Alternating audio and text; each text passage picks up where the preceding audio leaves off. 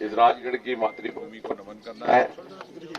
और जैसा ये राणा साहब ने कहा अपने परिचय में कि ये मात्र जैसे राजनीतिक लोग मातृभूमि को कहते हैं, वैसा नहीं है। ये सचमुच मेरी मां की भूमि है। तो मातृभूमि भारत माता के नाम भी, और मेरी माता जी की पैदाइश, अब उनकी उम्र दराज है, वो लगभग 90 बरस, बहुत ज्यादा उनका चलना फिरना नहीं रहा, लेकिन अक्सर वो उनका दिलो दिमाग यहीं पे रहता है, क्योंकि पुराने ख्याल से ये सारा इलाका कल हम कास्तीगढ़ में थे। और वो ये खुशी है कि इन्हीं 10 सालों में कास्तीगढ़ में भी कॉलेज बना, गुगुआ तक सड़क बनी। और मुझे लगता है कि कभी ये सवाल उठेगा कि 60-70 साल वो भी ऐसा जमाना ना गुजरा जब यहां से कोई ना कोई एमएलए रियासत में वजीर ना बना हो, या यहां का एमपी मरकज में वजीर ना बना हो, फिर भी ये इलाका पसमानदा रहा। वो क्यों रहा? क्योंकि कांग्रेस की वो सियासत थी, अपने वोट बैंक की सियासत। यहां से उन्हें लगता था शायद वोट कम मिलता है, क्योंकि यहां के लोग राष्ट्रवादी हैं, देश प्रेमी हैं, वतन के लिए मर मिटने को तैयार रहते हैं। और ये कांग्रेस की मनसूबाबंदी में ये बातें नहीं आती। ये शुरू से जनसंघ और भारतीय जनता पार्टी के लिए काम करते रहे, लेकिन मोदी जी ने आने के बाद ये हालात होते हैं। उन्होंने कहा जहां जिस चीज की जरूरत है, ये कमी रह गई है, हमने उसकी पूर्ति करनी है। और मुझे मोदी जी का धन्यवाद करना है। हम तो केवल एक सिपाही के तौर पर माध्यम बने उन तक ये बात पहुंचाने के कि साहब हर जगह तालीम की रोशनी पहुंची है। लेकिन यही अर्शवाइल तब डोडा होता था, बाद में रामबन, यहां तक अभी भी, हालांकि इतने इतने बड़े लोग यहां से बन करके गए, लेकिन इस इलाके के साथ नाइंसाफी होती रही। नतीजा ये कि अब यहां पर विकास का काम शुरू हुआ है पिछले 10 साल में। सड़कों की बात की अभी रमेश जी ने, बिल्कुल ठीक कहा। लेकिन एक ऐसा जमाना कि यहां राजगढ़ में पहुंचना भी बहुत दुश्वार था, और फिर आधी अधूरी जब सड़क बन गई तो मुझे याद है बहुत साल पहले मैं और रमेश जी रामबन से चले, आधे रास्ते से वापस जाना पड़ा। इस तरह की हालत थी। तो ये जितने भी काम हुए हैं पिछले 10 साल में हुए, वो इसलिए हुए कि हमने मोदी जी के आगे प्रस्ताव रखा और उन्होंने कभी इनकार नहीं किया। और इसलिए तवक्को भी उसी से की जाती है जिनसे हमें ये उम्मीद है कि हमारी ख्वाहिश पूरी करेंगे। वरना पहले तो हमने मांग रखनी बंद कर दी थी।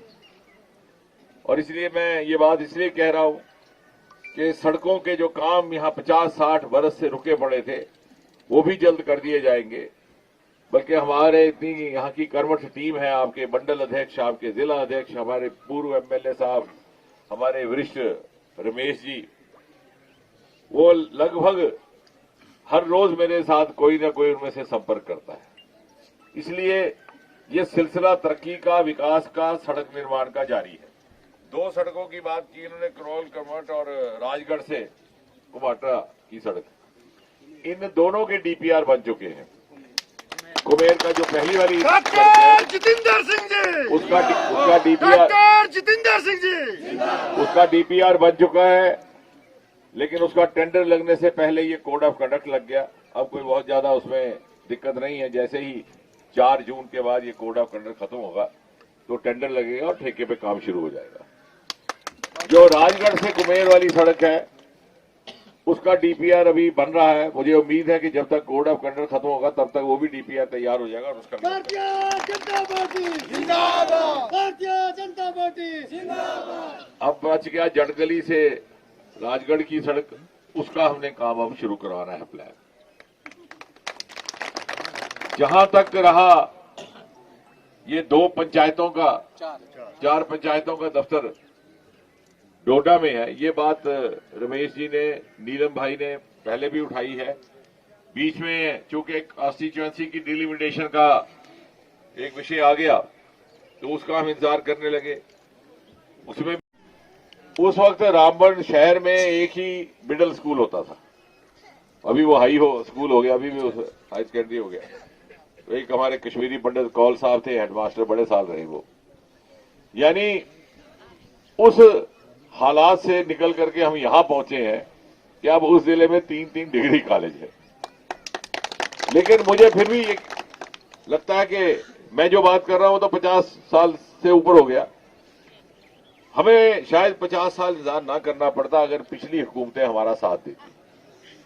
ये सारा कुछ जो हुआ है, जो मैंने आपके आगे गिनवाया, ये जो दूसरे साथियों ने गिनवाया, ये सिर्फ और सिर्फ 10 साल में हुआ है। ये बात हमने अपने नौजवान वोटरों को समझानी है कि मोदी जी को हमारे दोबारा इसलिए लाना है। मोदी जी ने तो प्रधानमंत्री बन जाना है, 400 पार भी कर जाना है। लोगों ने मन बनाया हुआ, आम गली कूचों में चलने वाला इंसान आज कह रहा है कि मोदी जी को जिताइए, बल्कि हमें कह रहे हैं कि आप थोड़ा एक्टिव हो जाइए। जो लोग सियासत से नहीं जुड़े वो हमें सीख दे रहे हैं। इस वक्त ये पुकार है कि आह्वान सिर्फ पार्टी का नहीं है, आम जनता का है। लेकिन हमारी गरज है, हमारा स्वार्थ है कि हमें जो ये रहमतों की बारिश मिली है ये जारी रहे, ये विकास का सिलसिला जारी रहे, कहीं वापस उस हम दौर में ना चले जाए जहां पर ना हमारी सुनवाई होती थी और हमारे यहां से चुन करके जो प्रतिनिधि जाते थे वो भी दूसरे लोगों के साथ मिल जाते थे। तो मोदी जी ने ना सिर्फ हमें मुख्य धारा में लाया, बल्कि सारे इलाके में सबको एक साथ मिलजुल के रहने का वही तहजीब बहाल की है जो एक जमाने में जिसके लिए इलाका मशहूर था। आज अगर गैस का सिलेंडर पहुंचता है तो कोई नहीं पूछता ये ठाकुरों का घर है कि ब्राह्मण का घर है कि किसका। क्यों बहन जी, किसी के घर में सिलेंडर गया ये तो नहीं पूछा। ये भी नहीं पूछते है कि आपने वोट किसको दिया। मोदी जी ने कहा जहां जिसकी जरूरत है वो पहुंचाइए। तो ये जो बीच में समाज को तकसीम करने की राजनीति रही, जिसने हमारा सामाजिक संस्कृति कल्चर को भी दूषित किया, उसको भी मोदी जी ने पहली बार दुरुस्त करने का काम किया है, जिससे हमारी औलाद पर, हमारे औलाद के संस्कारों पर बहुत असर पड़ने वाला। तो इसलिए एक तरक्की, दूसरी हमारे बच्चों का भविष्य, तीसरा हमारे आने वाले वक्त में हमारी समाज की क्या स्थिति रहे, क्या उसका संस्कार रहे। इन सब चीजों के लिए हमारे पास एक ही विकल्प है और वो है नरेंद्र भाई मोदी। हम 19 अप्रैल को वोट डालेंगे, 10 बजे से पहले सबके सब इकट्ठा डालेंगे।